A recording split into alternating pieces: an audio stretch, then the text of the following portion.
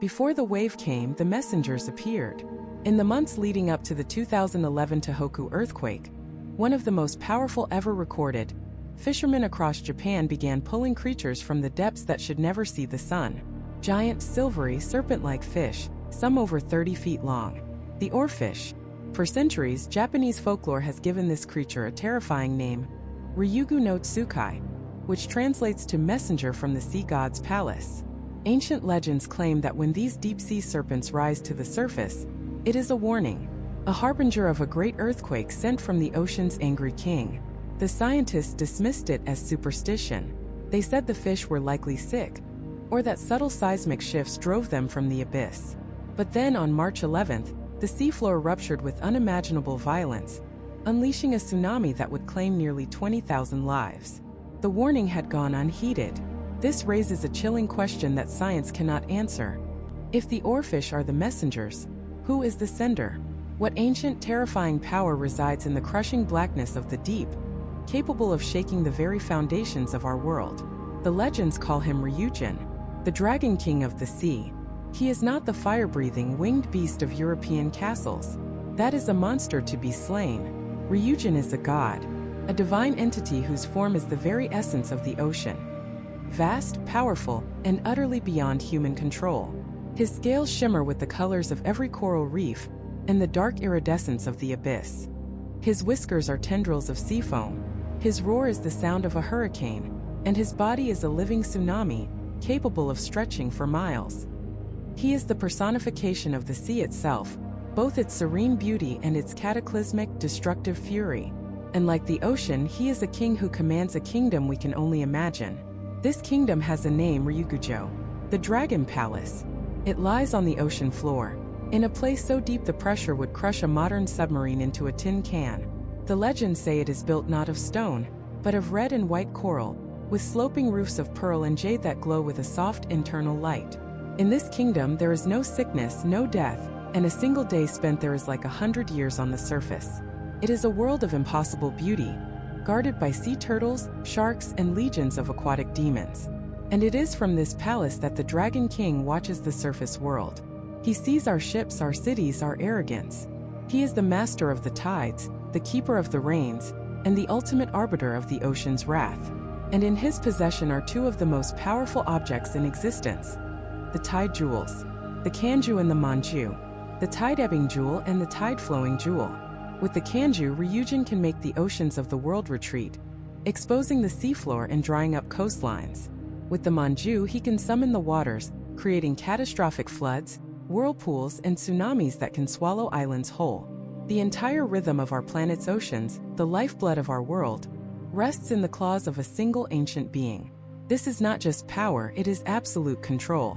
The power to give life with gentle rains and bountiful seas, or to take it all away on a whim. And to understand the mind of this king, to grasp his sense of justice and his capacity for rage, we must look to the story of two mortal brothers who dared to disturb his realm over a single lost fish hook. It begins, as many ancient tales do, with a rivalry between brothers. One was named Hodori, which meant fire shine. He was a master fisherman blessed by the sea, who could pull bounty from its depths with ease. His younger brother was Huri, or fire subside. He was a master hunter, at home in the mountains and forests, his arrows always finding their mark. One day the two brothers decided to trade their tools, and with them their domains. The hunter would go to the sea, and the fisherman would go to the mountains, to see if they could master each other's craft. The fisherman, Hodori, found no luck in the forest. The beasts were too clever, the terrain too unforgiving. But for the hunter, Huri, his trip to the sea was a complete disaster. He sat for hours upon the waves, and not a single fish came to his line. As he reeled it in, empty and dejected, he realized something far worse had happened. The magical fish hook, his brother's most prized possession and the source of his fortune, was gone. It had slipped from the line and vanished into the depths. When his brother returned from the mountain, empty-handed and angry, he demanded his hook back. Huri was filled with shame. He explained that he had lost it. Hodori, however, was merciless. He refused to accept any apology. Huri, in his desperation, broke his own magnificent sword, his most valuable possession, into 1,000 tiny pieces and forged them into 500 new fish hooks. He presented them to Hodori, begging for forgiveness, but Hodori refused them all. He wanted his original hook, the one blessed with magic, and nothing else would suffice. He mocked his younger brother's failure, shaming him publicly. Desperate and heartbroken, Hori wandered to the shore, staring into the waves that had stolen his honor. He wept, his tears falling into the sand.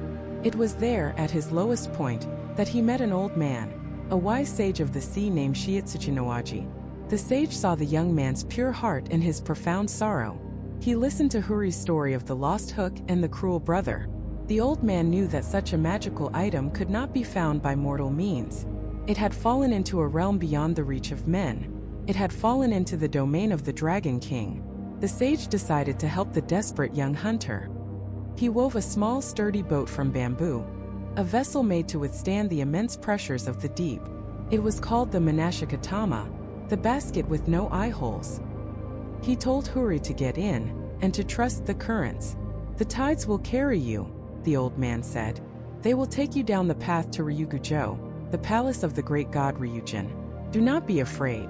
If you are fortunate, you will meet the Dragon King's daughter. She will help you." And so Hori, a mortal man from the world of sunlight and air, climbed into the bamboo vessel and was pushed out to sea. The basket boat did not bob on the surface. It began to sink. Down and down he went, leaving the familiar world behind. The light faded from blue to green to a deep, crushing black. He was descending into the abyss, a place of myth and monsters, on a desperate quest for a single lost fish hook. He was on a journey to the court of the most powerful and ancient ruler on the planet, a king who held the fate of the tides in his hands, and whose messengers still, to this day, rise from the depths to warn us of the terrible power stirring below. This journey into the abyss was a pilgrimage to a place that shouldn't exist, a kingdom hidden beneath the crushing weight of the Pacific. It is a place known as Ryugu-jo, the Dragon Palace. Imagine, if you can, a structure not built by human hands, but grown from the very essence of the ocean. Its walls are said to be constructed from red and white coral, forming intricate patterns that shimmer with an internal living light. The roofs are not tiled with slate or clay, but with scales of jade and pearl, each one catching the faint, filtered sunlight from the world above and refracting it into a million rainbows. This is no mere castle. It is a living organism, a testament to a power that predates humanity itself. The legends say the palace has 4 sides, and each side exists in a different season. On the eastern side, the gates open to a garden where cherry blossoms perpetually bloom, their petals drifting through the water like pink snow. To the south, cicadas hum in a summer that never ends, the air thick with the scent of lotuses. The western halls are adorned with the fiery red leaves of autumn maples. And in the north, the ground is eternally dusted with a soft, silent layer of winter snow. It is a place outside of time, where a day can feel like a century, and 100 years can pass in the blink of an eye. This is the seat of the Dragon King's power, the heart of his dominion. And it was to this impossible place that the mortal prince, Hori, was now descending. His guide, the ancient sea turtle, moved with a silent, steady grace, parting the water before them. For Hori, a creature of land and air, the descent was a terrifying marvel. The world of light and warmth he knew vanished almost instantly, replaced by a deep, oppressive blue. Then even the blue faded, giving way to an inky, absolute blackness. The pressure mounted, a physical force that seemed to squeeze the very air from his lungs. A constant reminder that he was an intruder here, a trespasser in a realm not meant for his kind. He was falling through an inverted sky, where the stars were not distant suns, but strange, bioluminescent creatures that pulsed with cold, alien light. Unspeakable shapes drifted past him in the darkness, leviathans with eyes like dinner plates, swarms of jellyfish that trailed tentacles of pure electricity, things that had never been seen by a surface dweller and had no name in his language. This was the true wilderness. Not the forests or the mountains he knew, but the abyss. A place where the rules of the surface world were a distant memory. Here, gravity was a suggestion. Sound traveled in strange, distorted ways, and life had evolved into forms of exquisite beauty and unparalleled horror. Every shadow could hide a predator. Every current could be a trap. Without his divine guide, he would have been crushed or devoured, or simply lost in the infinite silent dark. The turtle was his only anchor to reality, its steady rhythmic paddling a reassurance that this was not some dying nightmare, but a journey with a destination. And then, after an eternity of falling, a new light appeared below them. It was not the cold, predatory light of the abyssal creatures, nor the filtered sunlight from above. It was a warm golden luminescence that seemed to push back the crushing darkness, creating a vast bubble of clarity at the bottom of the world. As they drew closer, the source of the light resolved into a shape, a gate. A monumental gate, grander than any Huri had ever seen, flanked by towering coral ramparts. This was the entrance to Ryugu-jo. The water here was as clear as air, and the seabed was not mud or rock, but pristine white sand that sparkled as if mixed with diamond dust. As the turtle brought him gently before the gate, Huri slid from its back, his feet touching the ocean floor. The pressure was gone. The chilling cold was replaced by a pleasant warmth. He could breathe as if he were standing on a summer shore. This was the magic of the Dragon King, a power so immense it could bend the very laws of nature to its will, carving out a sanctuary of impossible life in the most hostile environment on Earth. He stood there for a moment, a lone mortal figure dwarfed by the scale of the palace. The gate was guarded by creatures that were half man, half fish, their scales shimmering like polished armor, their hands gripping spears tipped with sharpened narwhal tusks. They watched him with unblinking, ancient eyes, their expressions neither hostile nor welcoming, but simply waiting. They made no move to stop him. Perhaps they knew no mortal could reach this place without the Dragon King's permission. Huri, remembering his purpose, his desperation for the lost fishhook fueling his courage, walked towards a well near the gate. It was carved from a single colossal pearl, and a acacia tree grew beside it, its branches impossibly lush and green in this underwater world. He climbed into the tree to wait, hoping to be seen, hoping for an audience. He didn't have to wait long. Figures emerged from the palace, their movements fluid and graceful, unlike anything on land. They were the ladies-in-waiting, the handmaidens of the Dragon King's court. But they weren't human. Their hair flowed around them like fine silk seaweed, and their skin had the iridescent sheen of abalone shell. They moved with a purpose, carrying jeweled pitchers to draw water from the pearl well. And as they looked up, they saw him, a strange man, a surface dweller, perched in their sacred tree. A gasp rippled through them. It was a sound like the chiming of 1,000 tiny bells. One of them, braver than the rest, ran back into the palace, her form a streak of shimmering color. Moments later, another figure emerged. She was different. Where the others were beautiful, she was breathtaking. She moved with an authority that commanded the very water around her, her silken robes trailing behind her like the fins of some magnificent, unknown fish. This was the Princess Otohime, the daughter of the Dragon King himself. She possessed a beauty that was truly otherworldly. Her eyes held the depth and the mystery of the ocean itself, and her presence was one of both serene grace and immense, untapped power. She glided towards the well and looked up at the man in the tree. She saw not just a stranger, but a prince of the surface world, a descendant of the sun goddess Amaterasu. His divine lineage was a faint aura around him, visible to her eyes. Huri was captivated, struck silent by her appearance. He forgot the fishhook. He forgot his brother's anger. He forgot everything except the ethereal being standing before him. Otohime tilted her head, her curiosity piqued. A mortal here? At the gates of her father's kingdom? It was unheard of, but she felt no fear, no malice. Instead, she saw the desperation in his eyes, the weariness of his impossible journey. She spoke, and her voice was the sound of the tide turning, of waves sighing against a distant shore. She did not ask who he was or how he had come. She simply said, "Descendant of the heavenly gods, why have you graced our humble gate?" Huri, finding his voice, descended from the tree and explained his quest. His voice filled with the shame of his failure and the desperation of his need. He told her of the magical fishhook, his brother's wrath, and his journey into the deep. Otohime listened, her expression unreadable.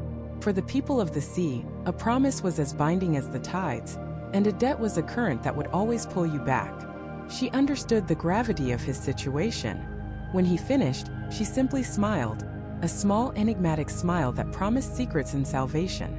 She saw more than just a man looking for a lost tool. She saw a thread of fate, a connection between the world of the land and the world of the sea, a story that was about to unfold. She made a decision. This mortal would not be turned away. He would be brought inside. He would be brought before the king. "Come," she said, her voice soft but firm, an undeniable invitation. "My father has been waiting for you." And with that, she turned and led him towards the magnificent gates of Ryugu-jo, towards the court of the Dragon King of the Sea. Huri had found the palace, but his real trial was only just beginning. As the coral gate swung open, the light didn't just illuminate the path ahead, it seemed to sing. Huri stood frozen, his mortal eyes struggling to comprehend a world woven from impossible beauty. This wasn't a palace, it was a living jewel box at the bottom of the ocean. Towers of pearlescent shells spiraled towards a ceiling of shimmering, captured moonlight. Gardens of phosphorescent anemones pulsed with soft, rhythmic light, casting dancing shadows on pathways paved with polished agate and jade. Fish with scales like liquid rainbows, adorned in tiny silk kimonos, swam in organized processions, bowing as he and the princess passed. The very water hummed with a power that was ancient, absolute, and utterly alien. Otohime led him through courtyards where fountains of pure, sweet water, a miracle in this salt-drenched kingdom, arced into the air, and into halls whose walls were inlaid with every gem known to man, and many that had never seen the sun of the surface world. Servants, part human and part sea creature, with flowing kelp-like hair and skin that shimmered like abalone, greeted them with deep, respectful bows. The sheer, overwhelming opulence was a display of power far greater than any army or fortress. This was the wealth of the entire ocean, concentrated into one impossible place. Finally, they reached the throne room. It was a cavernous space, so vast that the far walls were lost in a shimmering haze. And on a throne carved from a single colossal piece of black coral, sat the Dragon King himself, Ryujin. He was not the slithering beast of nightmare Huri might have imagined. He was humanoid in form but grander, more majestic than any emperor. His skin had the faint iridescent sheen of a dragon's scale, and his long flowing hair was the color of a deep-sea storm, with strands of white like sea foam. A crown of jagged, glowing crystals rested on his brow, and his eyes held the wisdom and the fury of the abyss. They were ancient, knowing, and they saw right through Huri, past his divine heritage, past his pride, and straight to the desperate anxiety churning in his soul. Yet when the Dragon King spoke, his voice was not a roar of thunder, but the deep, resonant calm of the ocean floor. "You are welcome in my court, Prince of the Surface." Huri, overwhelmed, could do little more than bow deeply, explaining his quest in humbled, faltering tones.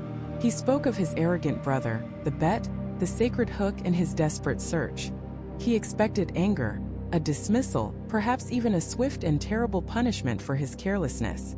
Instead, Ryujin listened patiently, a faint, unreadable smile playing on his lips. When Huri finished, the king simply nodded. "A lost treasure is a heavy burden," he said, his voice echoing in the vast hall. "But you are a guest in my home, a guest who has won the favor of my daughter. Tonight we will not speak of lost things. Tonight we feast." And what a feast it was! A grand banquet was summoned as if by magic. Tables of pure, translucent crystal rose from the floor, laden with dishes that defied imagination.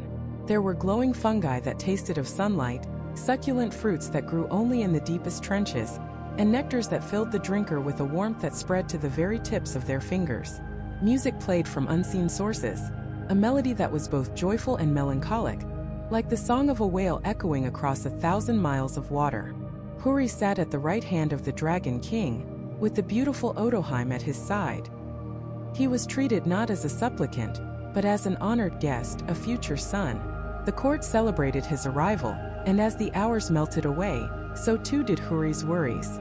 The weight of his brother's anger, the shame of the lost hook, it all seemed to dissolve in the magical, intoxicating atmosphere of Ryugu-jo. His focus shifted from his past troubles to the present wonder, and most of all, to the princess beside him. He and Otohime spoke for hours, their connection growing with every shared glance, every laugh. He was captivated by her grace, her intelligence, and the kindness in her eyes that mirrored her father's, but held a warmth the ancient kings did not. She, in turn, was fascinated by his tales of the surface world, of the sun, the moon, the changing seasons, the feeling of wind on the skin. To her, his world was as magical and strange as hers was to him. One day of feasting bled into the next. Time in Ryugu-jo did not move as it did on the surface. There was no sun to mark its passage, no moon to pull the tides. There was only the constant, gentle glow of the palace and the ceaseless celebration. Hori and Otohime fell deeply in love. They wandered the glowing coral gardens hand in hand, explored hidden grottos filled with sleeping sea turtles, and shared secrets under the shimmering light of the palace. The Dragon King gave his blessing, and they were married in a ceremony of breathtaking beauty, a union of the land and the sea. Hori was happy. For the first time in his life, he felt truly content. He had a wife he adored, a home that was a paradise, and a father-in-law who was a god among gods. The surface world became a distant, hazy memory. His brother, the Hook, the reason he had come to this place, it all faded like a dream upon waking. He had found his place. He was home. 3 years passed in this blissful state. To Hori it had felt like 3 perfect days. But one night, as he lay beside his sleeping wife, a great and sudden sadness washed over him. He didn't know why. He had everything he could ever want. But an image flashed in his mind. His brother Hodori, his face contorted in a sneer, standing on a beach. And then the glint of a fishhook. The hook.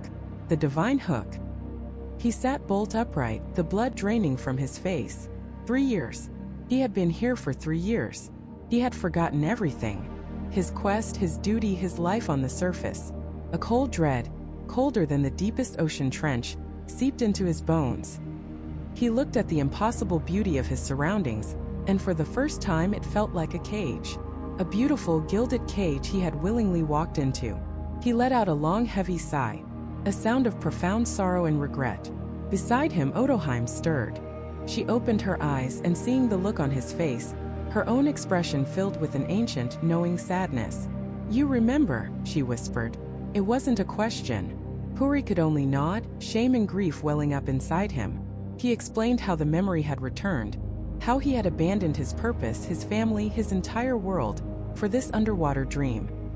He loved her, he told her, more than life itself, but he had a duty he had forsaken. He had to go back. He had to find the hook. Otohime listened, tears shimmering in her eyes. She took his hand. "My father knew you would remember eventually," she said softly. "He has been waiting." The next morning, Hori, with Otohime by his side, went before the Dragon King. The festive atmosphere of the court was gone. The servants were silent, the music had ceased. The throne room felt cold, imposing, just as it had on his first day. Ryujin sat on his black coral throne, his expression unreadable, his ancient eyes fixed on his mortal son-in-law. "You wish to leave us," the Dragon King stated. It was not an accusation but a simple, powerful fact. "I must," Hori said, his voice trembling but firm. "I have a debt to repay. Promise to my brother. I must find the hook." Ryujin was silent for a long moment, the fate of the young prince hanging in the balance. Then he raised a hand. "Summon the physician of the sea." A flurry of activity followed, and soon, all the fish of the sea were gathered before the throne, a writhing, scaled carpet of every shape and color. The Dragon King addressed them, his voice booming through the water. "A divine hook, belonging to the prince of the surface, has been lost in my domain. Does any among you know of its whereabouts?" The fish all murmured amongst themselves, denying any knowledge. But one, a beautiful red sea bream, known as the Tai, moaned and writhed on the seafloor, clutching its mouth. The Dragon King's gaze fell upon it. "And what ails you, Tai?" The fish could barely speak. "My lord, for a long time now, a sharp bone has been lodged in my throat. I cannot eat, I cannot swim properly. I am in constant agony." Ryujin's eyes glinted. He ordered his guards to hold the fish and pry open its mouth, and there, embedded deep in its gullet, was a small, intricately carved object, glinting with a faint divine light. It was Hodori's hook. Hori's quest was over. The object of his 3-year search was right here, presented to him on a silken pillow. But as he reached for it, he looked up at the Dragon King. He saw no triumph in the sea god's eyes, no simple satisfaction. He saw the look of a king who had just made his move in a game that Hori was only now beginning to understand. Ryujin had known where the hook was all along. The feast, the marriage, the 3 years of paradise, it had all been a test. And now that the hook was found, the real price was about to be named. The air in the grand hall of Ryugu-jo turned to ice. The music, a moment ago so full of life and laughter, stuttered and died. The servants and courtiers who had been celebrating Hori's success now averted their eyes, their joyful faces frozen into masks of solemn duty. The vibrant coral walls seemed to lose their luster, the glowing pearls dimmed, and for the first time in 3 years, Hori felt the crushing weight of the ocean above him. The paradise had been a gilded cage, and the door had just slammed shut. He stood before the Dragon King's throne, the small, insignificant fishhook resting in his palm. It felt impossibly heavy. Ryujin, who had been a benevolent, laughing father-in-law, was gone. In his place sat a being of immense and ancient power. His silken robe swirled like the deepest currents, and his eyes, once warm, now held the cold, predatory glint of the abyssal plain. The friendly human-like features Hori had grown accustomed to seemed to shimmer and recede, revealing the harder, more angular face of the dragon beneath. This was not a king of feasts and songs. This was a king of pressure and darkness, of silent, patient hunters and absolute dominion. Ryujin didn't speak. He simply extended a hand, his long fingers tipped with what looked like polished obsidian. Hori, his hand trembling, placed the hook in the Dragon King's palm. Ryujin closed his fingers around it, and the hook, the source of all of Hori's troubles and the key to his 3 years of bliss, vanished. It was never the point. Finally, the Dragon King's voice echoed in the silent hall, no longer a warm welcome but a deep, resonant rumble that vibrated in Hori's very bones.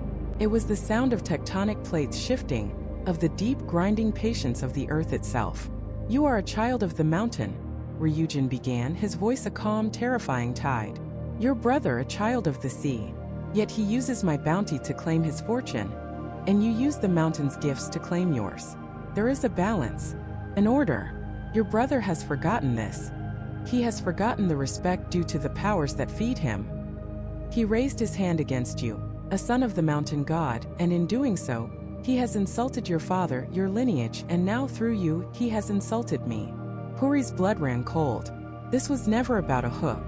This was about a war between gods, a rivalry as old as the islands of Japan themselves, the eternal struggle between the kami of the mountains and the kami of the sea. Hori's arrogance, his petty jealousy, had been a stone cast into a deep, dark pool, and the ripples had finally reached the throne of the Dragon King.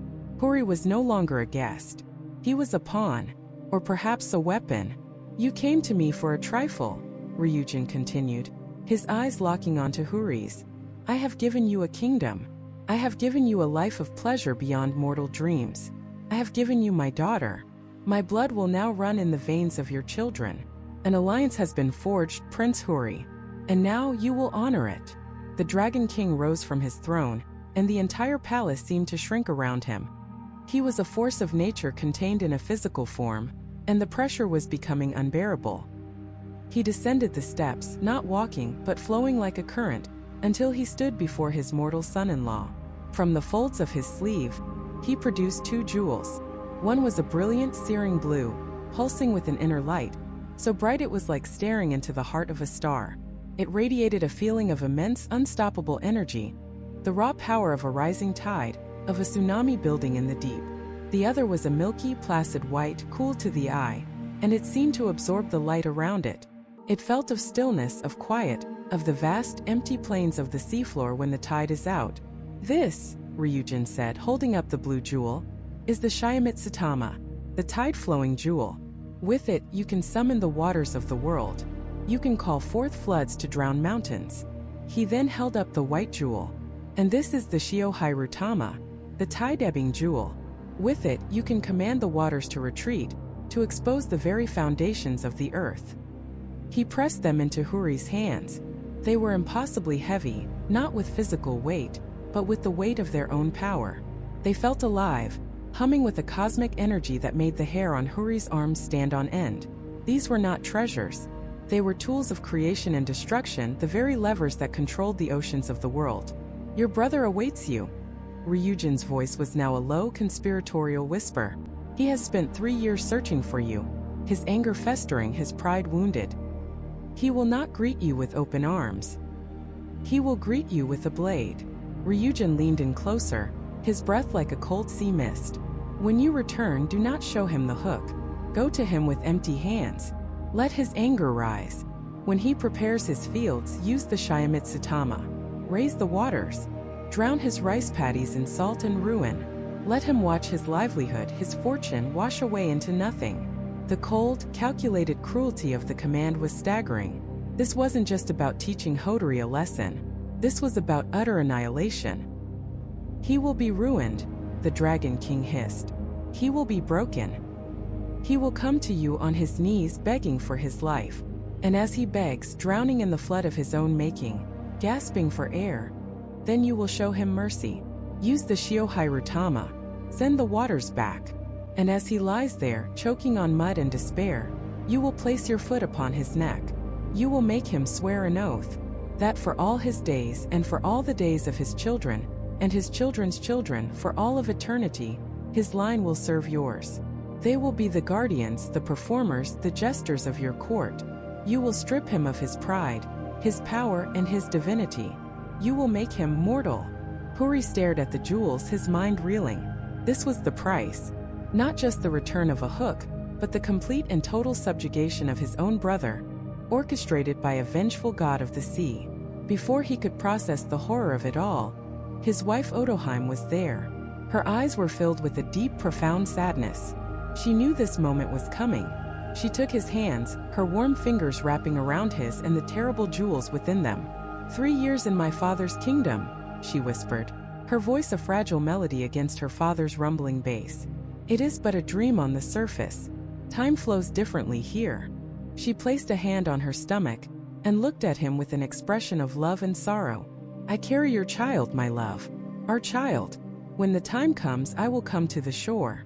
Build me a hut of cormorant feathers, and I will come to you to bear our son. It was a promise, but it felt like a goodbye. A son. He was to be a father. The news, which should have brought him immense joy, was just another weight, another chain binding him to this world and its terrible politics. Otohime leaned in and whispered in his ear, her words for him alone. My father's gifts are not without a price. Power from the sea is like the sea itself. It can carry you to great heights, but it can also pull you under. Be careful, my husband. Be careful of the dragon's favor. And then it was over. The great Wani, the shark-like sea dragon that had first guided him to this world, was waiting. There were no grand farewells, no tearful goodbyes from the court. The magic was gone. Hori was escorted to the gates of the palace, his mind a numb haze of shock and grief. He climbed onto the Wani's back, the jewels clutched in his hand, and gave one last look back at the impossible, beautiful city of coral and pearl. He saw Otohime, a lone figure at the gate, her hand raised in a silent farewell. Then the Wani surged forward, and the world dissolved into a blur of rushing water. The ascent was nothing like the descent. There was no magic, no gentle guidance. It was a violent, disorienting rush towards the light. The vibrant colors of Ryugu-jo bled away into murky green, then pale blue. The warmth of the deep currents was replaced by a biting cold. The memories of his 3 years of bliss, of his wife's laughter, of the endless feasts, began to feel thin, unreal, like a half-remembered dream. The pressure in his ears intensified, a painful reminder of his own mortality. He was leaving the world of gods and returning to the world of men. With a final explosive burst of speed, the Wani broke the surface. Hori gasped, blinded by a light he hadn't seen in years. The sun. The real sun. He smelled the salt in the air, felt the wind on his skin. He slid off the Wani's back into the shallow water and stumbled towards the shore, his legs unsteady. The Wani gave a flick of its tail and was gone, disappearing beneath the waves without a sound. He stood on the beach where his journey had begun. The fishing boat was still there, pulled up on the sand, though it looked weathered, the wood bleached and cracked. Everything looked the same yet different, sharper, harsher. The dream was over. He looked down at his hands. In one he held the power to drown the world. In the other, the power to save it. And up on the cliffs, overlooking the sea, he could see a figure. A man staring down at the waves, his posture stiff with an anger that had been simmering for 3 long, bitter years. His brother, Hodori. Hori had returned not as a prince, but as an instrument of a god's wrath. The game was over. The war was about to begin.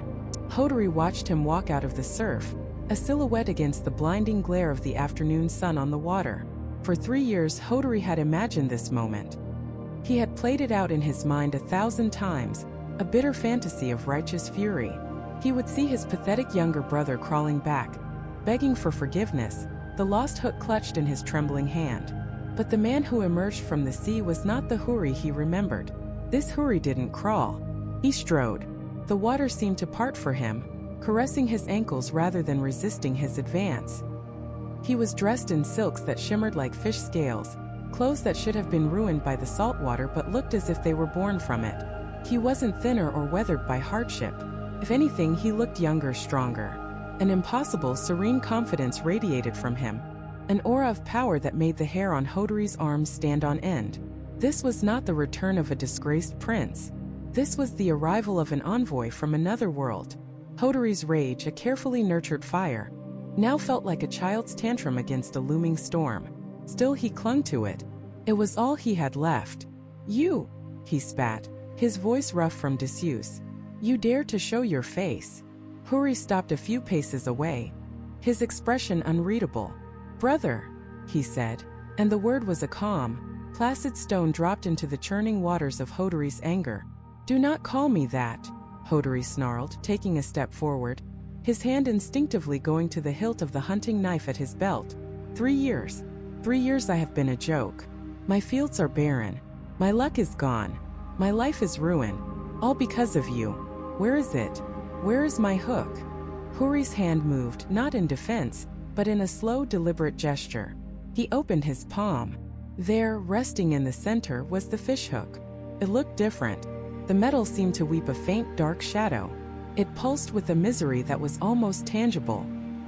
"Here is your hook, Hodori," Hori said, his voice devoid of triumph or malice. "But it is no longer yours. It is cursed. It will bring you only sorrow. It will never again feel the tug of a fish on its line." Hodori stared at the hook, then at his brother's face. The arrogance, the calm, pitying superiority. It was too much. The carefully constructed dam of his pride shattered. With a roar of pure frustration, he lunged, not for the hook, but for his brother. He was the hunter, the master of the mountains. He would break this strange new confidence on the rocks and sand. But Hori didn't even flinch. He didn't raise a hand to defend himself. Instead, as his older brother charged, he simply reached into his silken robes and pulled out a small spherical jewel. It glowed with a soft blue light, like a captive piece of the deep ocean. He held it aloft, and the world changed. The sea behind Hori didn't just rise. It reared up like a striking cobra. The gentle lapping of the waves was replaced by a deafening roar as a wall of water surged forward, not as a natural tide, but as a liquid army answering a command. It devoured the beach in an instant, swallowing the sand, the dunes, the very ground Hodori stood upon. The mountain prince, a man who had never feared a thing on solid earth, suddenly found himself knee-deep in a churning, angry surf. He stumbled back, his hunter's instincts screaming that this was wrong. The water was chasing him. It climbed the shore with an unnatural speed, swirling around his waist, cold and impossibly strong. He scrambled for higher ground, but there was none. The ocean was rising to meet him, a relentless vertical flood. It was a weaponized ocean, and his brother was the one wielding it. Panic, a feeling Hodori had only ever seen in the eyes of his prey, now seized his own heart. The water was at his chest, then his neck. He was being drowned 10 yards from the forest's edge. Gasping, sputtering, salt water burning his lungs, Hodori looked at his brother. Hori stood untouched on a small dry patch of sand that the water refused to cross, the glowing blue jewel still held in his hand. For the first time in 3 years, Hodori didn't see the source of his problems. He saw a god, terrified, defeated, and on the verge of being swallowed by the sea. He finally did what his pride had forbidden for so long. He begged. "Please," he choked, the word almost lost in the roar of the water. "Brother, please." Hori's expression softened, a flicker of the younger brother he once was. He put the blue jewel away and from another fold of his robes, produced a second one. This jewel was flat, almost like a disc, and it shone with a gentle white luminescence. He held this one up and the effect was just as immediate, just as miraculous. The vengeful ocean halted. The towering waves froze, then collapsed. The water didn't recede. It fled. It rushed back towards the horizon as if terrified of the white jewel's light, draining away from the land with a great sucking sound. In seconds, Hotori was left kneeling on the soaked, dark sand, shivering and gasping for air, the sea once again a calm, distant line. He stayed there on his knees, head bowed, the fight utterly washed out of him. He understood now. This was never about a fishhook. That was just the catalyst, the excuse. This was about a fundamental shift in the order of the world. His luck hadn't just run out, it had been taken. His brother hadn't just been on a journey, he had been remade. Hotori, the lord of the mountain's bounty, had challenged the sea, and the sea had answered. Slowly, painfully, he prostrated himself, pressing his forehead to the wet sand before his younger brother. "I was wrong," he whispered, his voice broken. "I submit. From this day forward, I and my children and my children's children will serve you. We will be your guards, your actors, your servants. We will pledge ourselves to your line forever." This was more than an apology. It was an oath that would echo through generations, cementing the hierarchy of the mortal world. The line of the mountain hunter would forever serve the line of the sea prince. Hotori watched his brother, the man who had tormented him, now utterly broken at his feet. There was no joy in this victory, only a heavy sense of destiny. Ryujin had not just given him a wife and a way home. He had given him a kingdom. The Dragon King had extended his influence from the bottom of the ocean to the very shores of Japan, installing his own son-in-law as a ruler of the land. The two realms, once separate, were now inextricably linked by marriage, magic, and sworn fealty. But this new connection came with new complications. As if summoned by the thought, a shape began to form on the horizon, moving across the unnaturally calm water. It was a great wani, the sea dragon shark, and on its back was a figure, Otohime. His wife, the daughter of the Dragon King, was coming ashore. For their child, a being of two worlds, could not be born in the sea. It had to be born on the land. Hotori felt a surge of love and fear. To bring a goddess of the sea onto the land was a delicate, dangerous affair. Ancient protocols had to be observed. He began to run down the beach, not towards his defeated brother, but towards the shore, his mind racing. He had to build her a hut for the birth, one thatched not with normal reeds, but with the feathers of a cormorant, a creature that bridges the gap between air, land, and water. As she drew closer, her divine beauty a stark contrast to the mortal world around her, she called out to him. Her voice was like the chiming of bells across the water. She had a warning, condition, a single, sacred promise he had to make before their child could be born. A rule that, if broken, would unravel everything he had just won. The war with his brother was over, but the true test, the struggle to unite the world of gods and the world of men, was just beginning. The promise was simple, but its weight was that of the entire ocean. Toyotama-hime, daughter of the Dragon King, was now with child, and the time had come to leave the jeweled halls of Ryugu-jo. The journey from the sea floor to the surface world was a reversal of Hotori's own descent, a slow, dreamlike ascent through layers of deepening blue until the water thinned to a sun-drenched turquoise. For Hotori, it was a triumphant return home. But for Toyotama-hime, every foot they rose was a foot further from everything she had ever known. She was leaving an eternal kingdom of coral and magic for a world of seasons, of endings, of mortality. She was doing it for him. They emerged onto the familiar shores of Kyushu, the salt spray feeling different on Hotori's skin now, no longer a sign of his failure as a fisherman, but a reminder of the kingdom he now called family. Toyotama-hime's time was near, and she turned to him, her eyes holding the deep, ancient calm of the abyss. She reminded him of her father's one condition, the sacred rule he had sworn to uphold.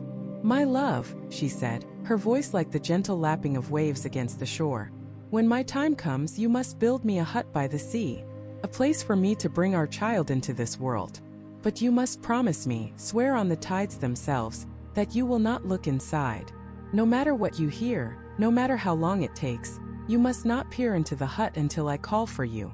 Hotori, his heart swelling with love and a fierce desire to prove himself worthy, agreed without hesitation. He would build her the finest hut the world had ever seen. He set to work immediately, his hands, once clumsy with a fishing hook, now moving with divine purpose.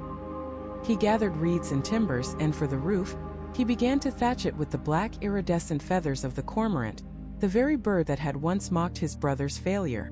He worked tirelessly, driven by a desperate need to honor her request, to prove that a mortal man could be trusted with the secrets of the gods. But the child, a being of two worlds, would not wait. Toyotama-hime's labor began suddenly, urgently. The hut was not yet finished.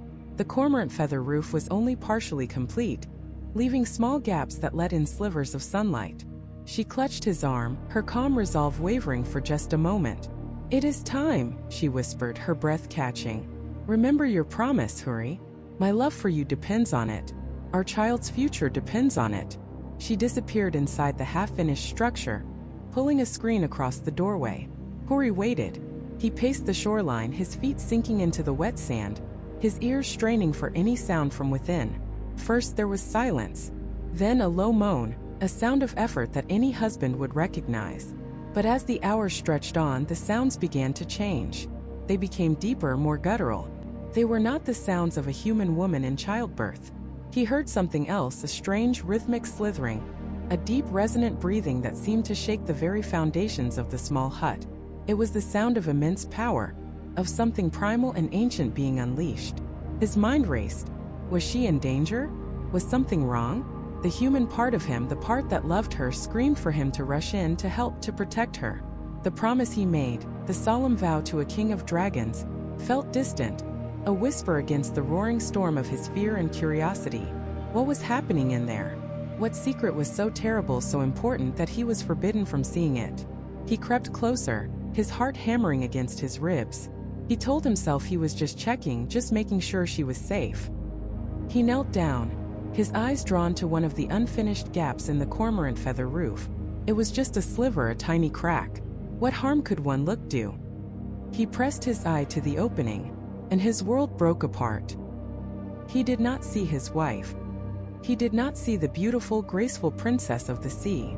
Thrashing on the floor of the hut, coiled in the agony and ecstasy of creation, was a dragon, a colossal sea serpent, her scales shimmering like wet jade and mother of pearl, her body vast and powerful. She was a creature of terrifying, breathtaking majesty, and wrapped in her powerful coils, being gently nudged into the world, was a perfect newborn baby boy. He was witnessing the true nature of the gods, a form not meant for mortal eyes. In her most vulnerable moment, Toyotama-hime had shed her human guise and returned to her true divine self. Huri stumbled back, a gasp of pure shock escaping his lips. He had seen. Inside the hut, the great dragon froze. The divine energy of the birth was shattered by the profane intrusion of his gaze. A wave of shame so profound it was a physical force washed over her. He had seen her. He had seen her true form, not as a thing of beauty and power, but as a monster. He had broken the one promise that held their two worlds together. A moment later, the screen was pushed aside. Toyotama-hime stood there, restored to her human form, but her face was a mask of unimaginable sorrow. In her arms she held their son. Her eyes, which once held all the love of the ocean, were now flooded with a pain so deep it seemed to have no bottom. "You looked," she said, her voice barely a whisper, yet it cut through him like a shard of ice. "I begged you not to. It was the only thing I asked. I wanted our son to be born knowing his father was a man who could keep a sacred trust. I wanted to believe that the world of men and the world of the gods could truly become one. But your curiosity, your fear, it was stronger than your promise." Huri fell to his knees, unable to speak, the enormity of his failure crashing down on him. I was worried," he stammered, but the excuse tasted like ash in his mouth. He knew it was a lie. "You were afraid," she corrected, her voice hollow. "You were afraid of what you did not understand. And now that you have seen me, I can no longer stay. The path between the sea and the shore is closed to me. My shame is too great." She looked down at the child in her arms, her tears falling onto his face. She kissed his forehead, a long, lingering farewell. "His name," she said, her voice thick with grief, "will be Ryugu-jo. He who was born in the hut of cormorant feathers that was not yet completely thatched. His very name will be a monument to a broken promise." She placed the baby into his trembling arms. The child was warm, real, a tiny demigod who smelled of salt and milk. "My sister Tamayori will come from the sea to help you raise him," she said, already backing away toward the waves. "He is the bridge you sought to build, Huri. He is the future of this land." But you have burned the bridge that led to me." With one last heartbreaking look, Toyotama-hime, the dragon princess, turned and walked into the ocean. The waves parted for her, then closed behind her, leaving no trace she had ever been there.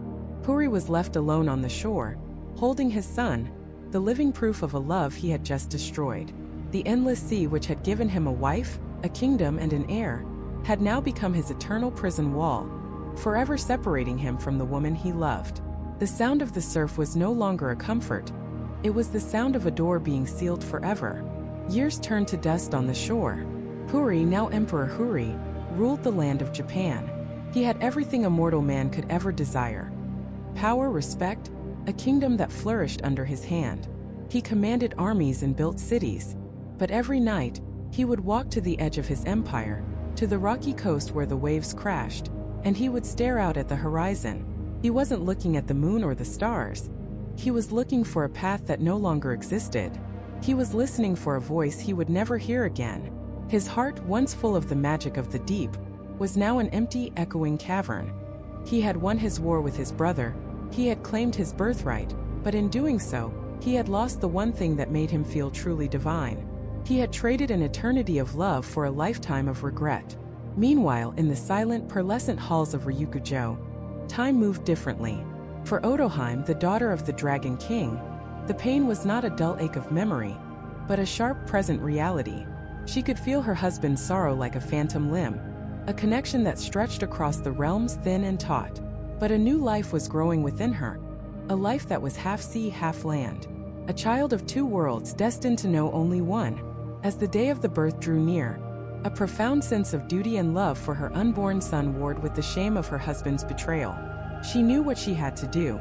She could not let her child be born in the sea, forever cut off from his father's heritage. He was the heir to the throne of Japan, and he had to be born on the land. So, with the reluctant blessing of her father, Ryujin, Otohime journeyed to the border between the worlds. She emerged from the waves on the very same beach where Huri had first returned, a place of bittersweet memory. A small hut was built for her there, thatched with the black feathers of cormorants, a shelter against the harsh sun and the prying eyes of the surface world. When Huri learned of her arrival, his heart surged with a desperate, impossible hope.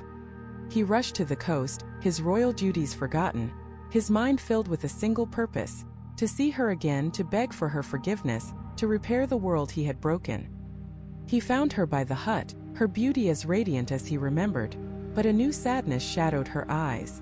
She was heavy with child, and the sight of her, of what they had created together, shattered and remade him all at once.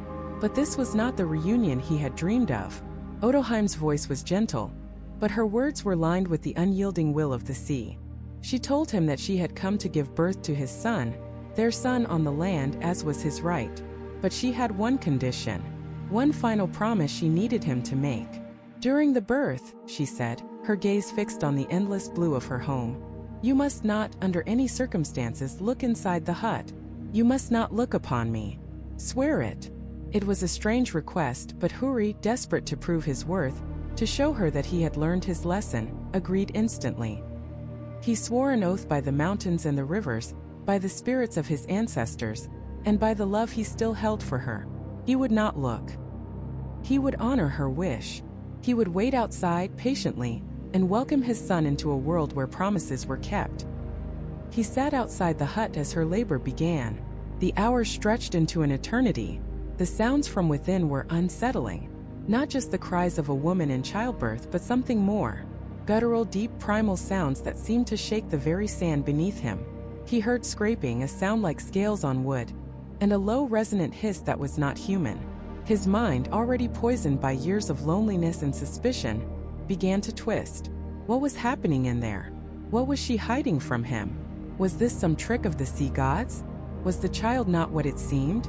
The promise he had made, so firm just hours before, began to feel like a cage. The need to know, the burning, terrible fire of human curiosity, began to consume him. He told himself it was concern. He told himself it was the right of a father. But deep down he knew it was the same weakness, the same lack of faith that had led him to break the seal on the jeweled box. He crept to the wall of the hut, his heart pounding a frantic rhythm against his ribs. He found a small crack in the woven reeds, a tiny imperfection. It was enough. He pressed his eye to the opening, ready to see his wife, to offer his comfort, to break his vow for what he told himself was love. But what he saw was not his wife. The being inside the hut was not Otohime, the beautiful princess of the sea. Thrashing on the birthing mat was a creature of immense and terrifying power, a colossal sea dragon. Its body a shimmering mosaic of jade and sapphire scales, coiled and writhed, filling the entire space. Its eyes were molten gold, its teeth were daggers of pearl, and from its throat came the deep, rumbling growls he had heard from outside. This was a wani, a dragon of the deep, in its true and awesome form. And as he watched, paralyzed by a mixture of terror and awe, the great beast gave one final earth-shaking heave, and their son was born. In that single, horrific moment, Hori understood everything. The magic, the power, the secrets of the deep. His wife was not just a goddess. She was one of the primeval forces of the world, a daughter of the Dragon King in flesh and blood and scale. And he, a foolish, faithless mortal, had violated her most sacred moment. He had seen what no mortal was ever meant to see. The golden eyes of the dragon swiveled and locked onto the crack in the wall. They locked onto his. There was no anger in them. Not yet. There was only a profound, bottomless well of shame and betrayal. The dragon form seemed to melt away, the scales receding, the monstrous shape shrinking and softening until once again, it was Otohime who lay there, cradling their newborn son. But the woman who looked back at him was a stranger. The love in her eyes had been replaced by a cold, hard sorrow. She had given him her heart, her home, her body, and her child. All she had asked for in return was his trust. And for the second time he had failed her. She didn't scream. She didn't rage. Her reaction was far more devastating. A quiet finality settled over her. With a strength he didn't know she possessed, she rose, wrapped their son in sea silk, and walked out of the hut. She looked at her husband, the Emperor of Japan, and he saw the love they shared die in her eyes. "You have shamed me," she whispered, her voice like the grinding of stones in the deep ocean. "You have shamed me beyond all repair." Without another word, she walked to the edge of the water, the waves parting for her as if greeting their returning queen. She placed their son on the sand at Hori's feet. "Raise him," she commanded, her voice devoid of all warmth. "He is of the land now." And with that, she turned and walked into the sea. But this time, she did not just disappear beneath the waves. As she walked, the very fabric of the world seemed to mend itself behind her. The ocean rose up like a solid wall of blue-green jade, the path to Ryugu-jo sealing itself not with a door, but with an impassable eternal barrier. The gate between the world of men and the kingdom of the Dragon King was now closed. Forever. And it was Hori's own faithlessness that had been the lock.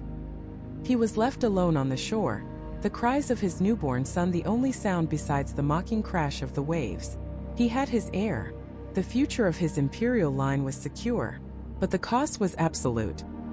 He had looked upon the divine and, by doing so, had banished it from his world forever. The child in his arms was a constant reminder, a living symbol of a sacred trust, twice offered and twice broken. But Otohime's heart was not made entirely of stone. Even from the depths of her shame and anger, her love for her child remained. She could never see him again, but she could not bear the thought of him being raised without a connection to his maternal heritage. And so she sent a final gift from her now inaccessible world. Her younger sister, Toyotama-hime, the jewel-good princess, emerged from the sea. She had not come as a wife or a lover, but as a guardian. She would be the child's wet nurse, his caretaker, a silent, watchful presence from the world he could never know, sent to raise the son her sister could never hold again. The boy, this half-god, half-mortal prince, was given a name that would forever tell the story of his birth: Ryūgū-jō no Mikoto, the imperial lord of the unfinished cormorant feather thatching. A name that was a poem of heartbreak, a permanent testament to the moment his father's curiosity tore his family and two worlds apart. And so the child was left with a name that was not a name but a scar, a story told in a single breath. He was the living embodiment of a broken vow, a prince of two realms but a king of none.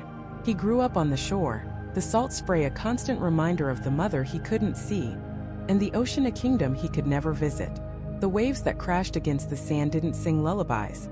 They whispered a story of loss, of a love so powerful it breached the veil between worlds, only to be shattered by a moment of human weakness. His father, Huri, raised him as best he could, but a shadow always lingered between them. How could it not? Every time Huri looked at his son, he must have seen the face of the dragon princess he had lost forever. He must have felt the sting of her curse, the one that sealed the path between the land and the sea.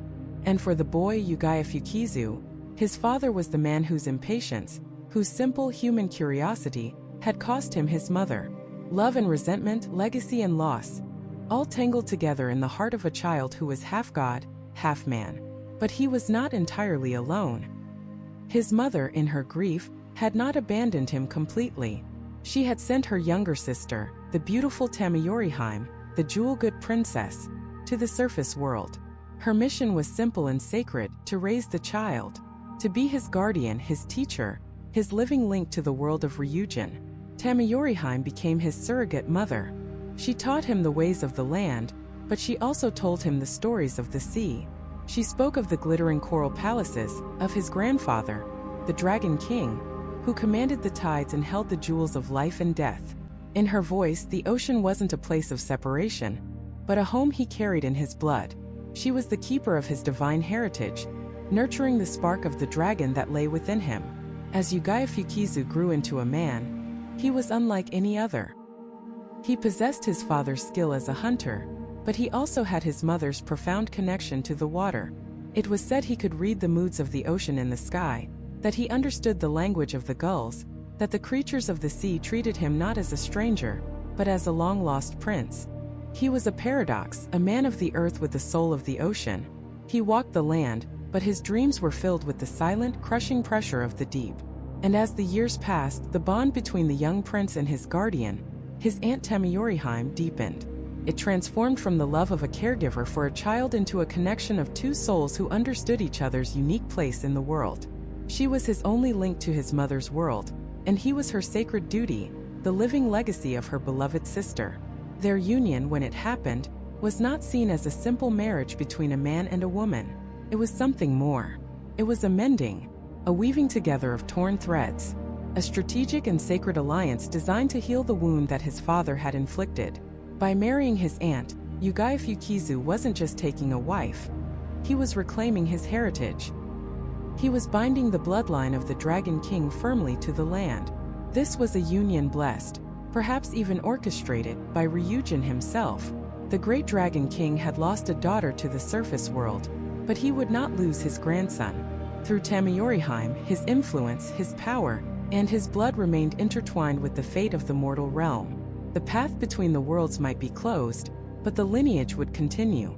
The sea would find a new way to flow across the land. And flow it did. Toyotama-hime and Yugaya Fukizu had 4 sons, 4 princes who carried the divine blood of the dragon god.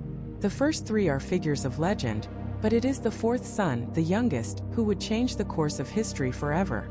His name was Kamiyamato Aware Baiko no Mikoto, a long and formal title, but he would come to be known by a much simpler, much more powerful name, Jimmu. This is the moment, the culmination of the entire epic.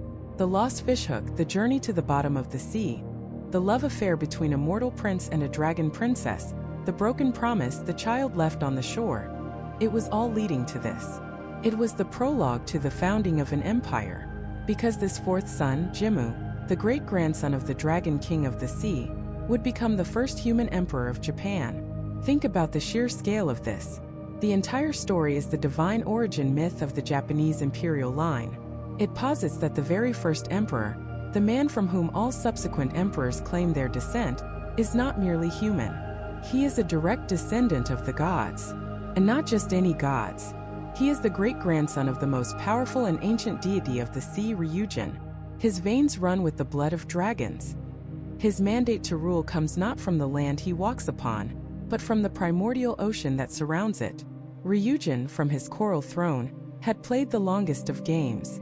He hadn't just reacted to the mortal who stumbled into his kingdom. He had used him. He saw in Huri a vessel, a way to extend his own influence beyond the shores of his realm. He gave his daughter, he gave his power, he gave the tide jewels, and in return, he placed his own bloodline on the chrysanthemum throne. The curse he laid upon Hori wasn't just an act of a grieving father, it was a strategic move. It ensured that his daughter would never be fully lost to the mortal world, and that his grandson's lineage would be pure, eventually rejoining with another of his daughters to create a perfect heir. Yugaya Fukizu, the lord of the unfinished thatching, lived a life defined by that single moment of incompleteness. He was the bridge. His tragic birth was the necessary sacrifice to create something permanent. He lived and died on the land, ruling over his domain, but his ultimate purpose was to be the father of the future. His story is one of transition, the final link in a chain stretching from the mythical age of gods to the historical age of men. When his son Jimmu came of age, he set out on a great journey of conquest, unifying the disparate clans of the land. And in his quest, the blessings of his great-grandfather, the Dragon King, were always with him. When his ships were caught in a raging storm, a divine sea turtle appeared to guide them to safety. When his armies were lost, a sacred three-legged crow sent from the heavens showed them the way. The gods of the sea and the sky were clearing a path for him, for the dragon's heir. He eventually established his capital in Yamato, and there he ascended the throne not just as a king, but as a living god, a direct link between the heavens, the sea, and the earth. The first emperor of Japan. And in that moment, the legacy of Ryujin was cemented. He was no longer just the king of the sea. He was the grandfather of an empire. His power was now inextricably woven into the destiny of the Japanese islands themselves.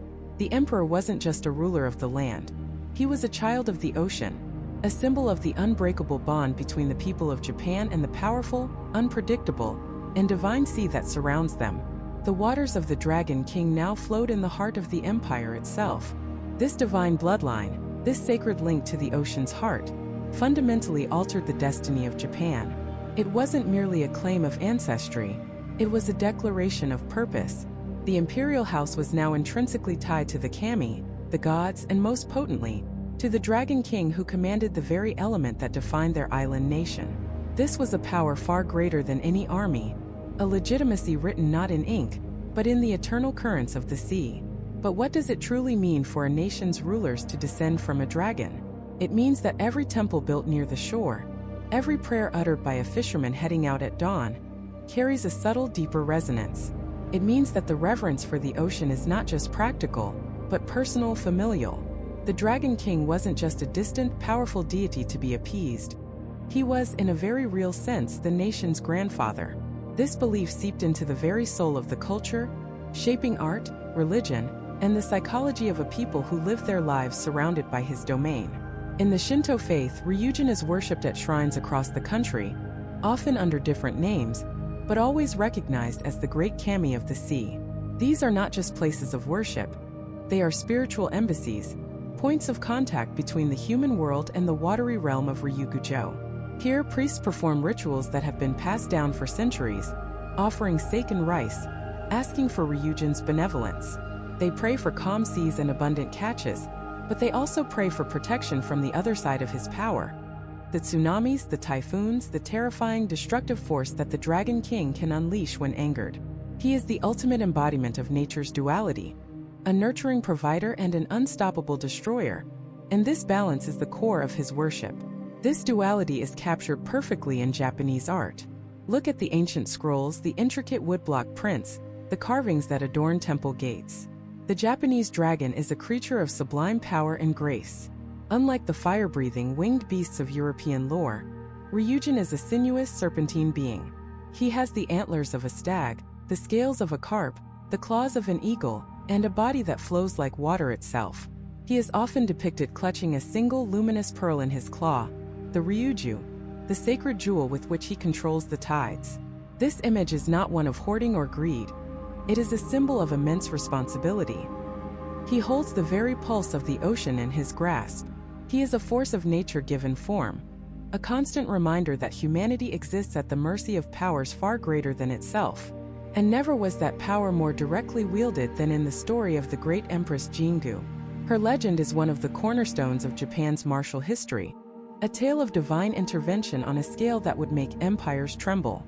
The story goes that Jingu, a shamaness queen of immense spiritual power, sought to fulfill her late husband's dream of conquering the kingdoms of Korea. But her forces were small, and the sea crossing was treacherous. An invasion seemed impossible. So she turned to her divine ancestor. She prayed to Ryujin, the master of the sea, for his aid. The Dragon King heard her plea. He sent his trusted servant, a demigod named Asura, to guide Jingu's most loyal minister to the gates of the Dragon Palace.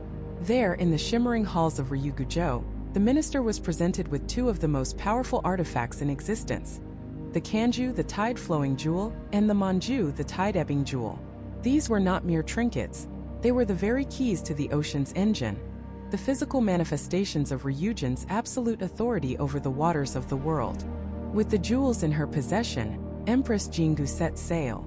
As her fleet approached the Korean coast, the enemy navy swarmed out to meet them, confident in their superior numbers. The battle was about to be joined, a clash of wood and steel that Jingu was destined to lose. But she did not rely on mortal weapons. Standing on the prow of her flagship, she held up the tide-ebbing jewel, the Manju, and cast it into the sea. Instantly, the ocean obeyed. A great unnatural tide began to recede with impossible speed. The water pulled back from the shore, draining the bay and leaving the entire Korean fleet stranded and helpless, stuck fast in the mud and sand of the seabed. The Korean soldiers, bewildered but seeing an opportunity, disembarked from their ships, planning to charge the Japanese fleet on foot across the exposed ocean floor. It was the perfect trap. As the enemy soldiers swarmed onto the muddy flats, their heavy armor bogging them down, Empress Jingu raised the second jewel high. She cast the Kanju, the tide-flowing jewel, into the water, and the Dragon King answered. The sea did not just return. It erupted. A colossal wall of water, a liquid mountain summoned from the depths, surged back into the bay. It was a tsunami of divine will, a wave that moved with the fury of a god. It crashed over the stranded ships, splintering them to pieces, and swept away the entire Korean army in a single thunderous roar. The sea itself had become Jingu's weapon. The battle was over before it had truly begun, won not by swords or arrows, but by the direct, terrifying intervention of the Dragon King of the sea. This story is more than just a military victory. It is a profound statement of divine right. It cemented the belief that the imperial line did not just descend from the gods. They were favored by them, capable of calling upon their awesome power to protect and expand the empire. The tide jewels became sacred treasures of the imperial family, a symbol that their authority was not granted by men, but by the very kami who governed the natural world. Ryujin was no longer just an ancestor. He was an active guardian, a patron deity of the nation itself, whose power could be channeled through his chosen descendants. This legacy transformed the Japanese relationship with the sea from one of mere existence to one of sacred partnership. The ocean was their moat, their highway, their pantry, and their greatest protector. And its king was their family. This belief instilled a deep, unshakable confidence, a sense that their island nation was divinely shielded, watched over by a power as vast and deep as the Pacific itself. But this ancient, powerful connection raises a critical question for our modern world. How does a mythical dragon king, a god of tides and storms, a figure from an age of shamans and empresses, survive in the 21st century? In a world of satellite navigation, sonar, and container ships the size of cities, what place is there for the Lord of Ryugu-jo? Has he, like so many ancient gods, faded into the pages of folklore, a colorful character in a story long past? Or has he simply changed his form, his influence flowing through new channels, his ancient power finding expression in ways the old myths could never have imagined? The Dragon King's greatest story might not be the one written in the past, but the one still being written today. This modern Dragon King is a creature of data streams and satellite imagery, his domain mapped not by ancient mariners but by deep-sea drones and sonar pulses. We see his power not in the whims of a deity, but in the terrifying mathematical certainty of a rising tide, in the measured acidification of his waters, in the ghostly silence of a bleached coral reef. The ancient myths warned of a king whose fury could swallow islands. Today, climate science warns of the very same thing. The story hasn't changed, only the language we use to tell it. Ryujin has become a symbol, an allegory for the ocean itself. He is the embodiment of its profound mystery, its life-giving bounty, and its terrifying indifferent power. When we dump millions of tons of plastic into his kingdom, are we not repeating the folly of those who disrespected the gods? When our industrial waste bleeds into the currents, Are we not poisoning the very waters of Ryugu-jo? The ancient tales speak of heroes who journey to the Dragon Palace to seek forgiveness or a boon. Today, our scientists and conservationists make their own pilgrimages, descending into the crushing dark not to meet a king, but to understand the damage we've done, to plead with the forces of nature for a second chance. The Dragon King's influence, however, has not been relegated to scientific journals and environmental warnings. His spirit thrives in the vibrant heart of modern culture, a testament to the story's raw, elemental power. His scales shimmer in the pixels of our most beloved video games, a final boss or a powerful ally rising from the digital depths. His roar echoes in the soundtracks of blockbuster anime, his form a masterpiece of animation, twisting through the sky in battles that shake the heavens. From the intricate designs of a Yakuza's full-body tattoo to the name of a naval vessel, Ryujin persists. He is a brand, an icon, a piece of instantly recognizable cultural shorthand for power of the sea. But this transformation comes with a risk. In becoming an icon, the Dragon King can be stripped of his meaning. He becomes a cool monster, a neat design, a fantasy trope. We risk forgetting the truth at the core of his myth, that the ocean is not a backdrop for our stories. It is a living, breathing entity with its own rules, its own power, and its own breaking point. We risk forgetting that the stories weren't just meant to entertain. They were meant to teach respect. They were a way for a people who lived and died by the sea to understand their relationship with it, to codify a sense of awe and responsibility. Think of the tide-ruling jewels, the kanju and the manju. For millennia, they were the ultimate symbols of Ryujin's power, MacGuffins in a divine drama. But what if we were to look for them today? They are no longer literal gems held in a dragon's claw. The power to control the tides, to command the waters of the world, has passed from the gods to humanity. The kanju, the tide-ebbing jewel that could dry the seas, is in our hands. It is the power of our dams that choke great rivers, the dragnets that scrape the seabed bare, turning vibrant ecosystems into barren deserts. It is our insatiable thirst for resources that drains coastal wetlands and shrinks ancient seas into dust bowls. We have learned how to make the waters recede, often with catastrophic consequences. And the manju, the tide-flowing jewel that could raise the oceans to swallow the land, is also ours. It is the carbon we pump into the atmosphere, a slow, invisible poison that warms the planet and swells the seas. Each fraction of a degree the temperature rises, we are commanding the tide to flow, to creep higher up our shores, to reclaim our cities. We wield this incredible power not with divine intention, but with the blind carelessness of a child playing with a loaded gun. The Dragon King no longer needs to raise a claw. We are doing his work for him. We are summoning the flood. This is the final unsettling lesson of Ryujin's long and winding story. It has evolved from a creation myth to a cautionary tale to a spiritual belief, and now it has become a mirror. A mirror reflecting our own awesome and terrifying power. We have become the gods of this world, with the ability to shape the very face of the planet. We hold the jewels. We command the tides. The story of the Dragon King is no longer about how we appease a deity. It's about how we manage ourselves. The question is no longer what the Dragon King will do, but what we will do. Will we be like the Empress Jingu, using the power of the tides to conquer and dominate? Or will we be like Huri, the humbled prince who learned to live in harmony with the sea's rhythm, who understood that respect and humility were the only true paths to partnership with such an immense power? The Dragon Palace, Ryugu-jo, was said to lie at the bottom of the ocean, a place of impossible beauty and mystery. But perhaps its true location was never a physical place. Perhaps it was always a concept, a symbol for the profound, sacred responsibility of stewardship. The palace is the health of our oceans. Its shimmering walls are the vibrant coral reefs. Its serene gardens are the teeming kelp forests. And its king is the delicate, powerful balance of the entire global ecosystem. And as we stand here in the 21st century, the palace is under siege. Its walls are crumbling. Its gardens are withering. The Dragon King is not an angry god demanding a sacrifice. He is the silent scream of a dying planet, a warning written in the language of melting ice caps and superstorms. The myths of old are not just relics. They are survival guides passed down through generations, encoded with the wisdom of our ancestors. They remind us that we are part of something far older, far larger, and far more powerful than ourselves.